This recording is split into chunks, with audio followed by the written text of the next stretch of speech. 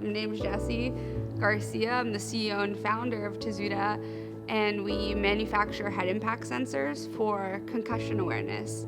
I was an athlete my whole life. I loved playing sports. I've always been hard-headed, and I have a history of concussions. But the one that was my worst one was in rugby. Even though I wasn't knocked out, it was my worst one because I did everything wrong to recover. And what was crazy about it was that I wasn't knocked unconscious.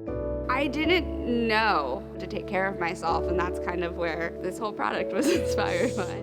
It's something that I want people to keep doing safely and at least to know when to stop, because head injuries are an invisible injury and it's a lot harder to know when to stop. So I was just like, how can I make this affordable? How can I make this accessible? I want to prove everyone wrong that we could approach a problem differently and solve it just as well.